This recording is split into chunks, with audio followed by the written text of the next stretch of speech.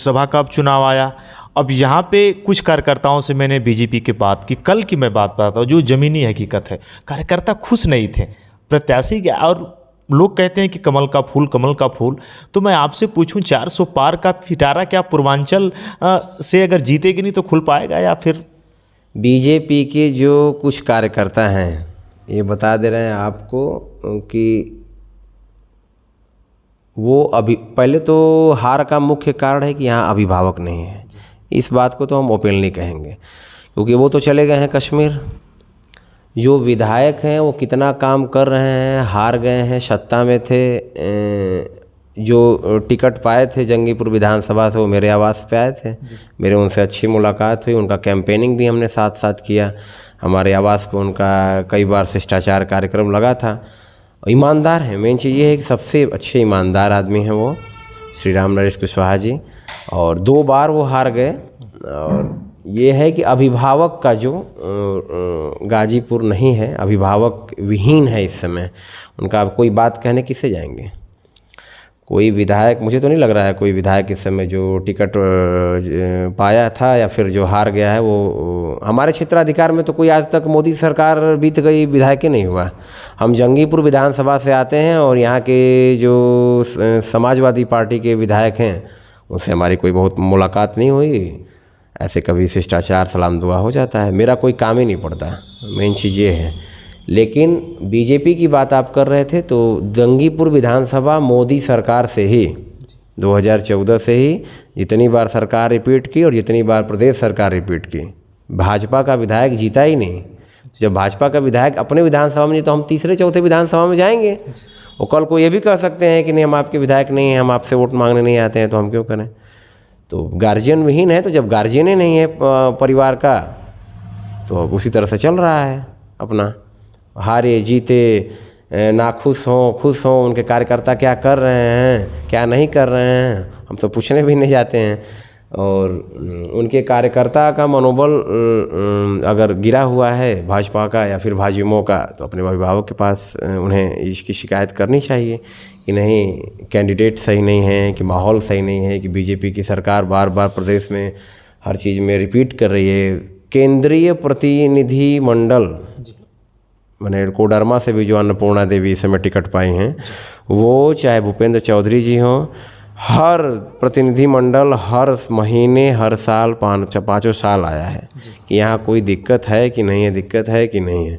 उसके बावजूद भी सीटें क्यों हार जा रही है, आत्मचिंतन का विषय है। पार्टी जाने पार्टी के ने किसको टिकट दिया, किसके कहने पे दिया, ये आत्मचिंतन का विषय है।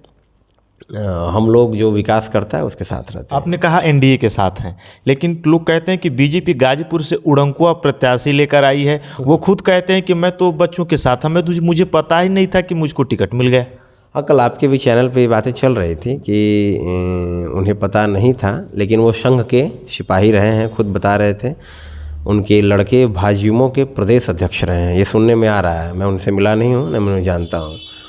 तो अगर भाजपा या जनसंघ से वो जुड़े हों तो एक कार्यकर्ता के ही नाते, क्योंकि उम्र उनका हो गया है एक उम्र के, लेकिन कहीं ना कहीं किसी वरिष्ठ नेता या फिर विकास पुरुष का आदेश होगा तभी तो उस तरह का उनको टिकट मिला है। लेकिन नामांकन तक अभी वेट करना है। बहुत सारी चर्चाएं चल रही हैं, बसपा का कैंडिडेट कौन आता है, क्या राजनीतिक समीकरण बनते हैं, क्या स्ट्रेटजी रहती है, इस पर अभी जनता को वेट करना चाहिए। 400 के पार है बीजेपी।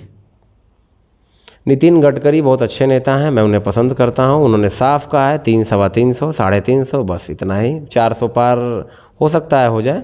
एनडीए को बढ़त है इस समय, क्योंकि एनडीए को इसलिए बढ़त है, हम इसलिए बोल रहे हैं कि प्रशांत किशोर को मैं अच्छा जानता हूं, मानता हूं, आइडियल हैं, यूथ आइकान हैं।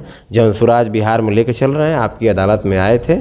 उन्होंने तमाम पार्टियों को, देश के सारे पार्टियों के साथ एक राजनीतिक स्ट्रेटजी के साथ काम किया और उन्होंने कहा अंतिम समय में कि एनडीए को बढ़ाते। तो एक राजनीतिक स्ट्रेटजी के तहत उन्होंने अपना स्टेटमेंट दिया उनके आधार पर, क्योंकि वो देश के सारे नेताओं के साथ पार्टियों के साथ काम किए हैं। उन्हीं का स्टेटमेंट मैं दोहरा रहा हूँ कि एनडीए को बढ़त है। एक खास मुलाकात कृष्णानंद राय जी के साथ। गाजीपुर जिले में एक समाजसेवी के रूप में युवा समाज सेवी हमेशा आगे रहते हैं। कुछ चर्चा हुई लोकसभा चुनाव की, इसके साथ ही बहुत सारे कार्य हैं, हम जाएंगे भी ग्राउंड से, मैं आपको दिखाऊंगा। रमोल से मैं सुशील तिवारी, इतना समय दिया आपने केशव जी, आपका बहुत बहुत धन्यवाद। प्रणाम आपको भी बहुत बहुत धन्यवाद। हमारी शुभकामनाएं आपके साथ हैं। आप सोशल मीडिया के माध्यम से चीज़ों को, हर तरह की चीज़ें हम देखते रहते हैं, जुड़े हुए हैं, प्रदर्शित करते हैं। हम कोशिश करेंगे कि जो जनहित के मुद्दे हों वो आपके प्लेटफॉर्म से एक्सपोज हों और वो चीज़ें नैतिक रूप से पूर्ण हों। हम चाहेंगे अपना व्यस्त कार्यक्रम निकाल के ज़रूर आप वहाँ हमें ले चलें।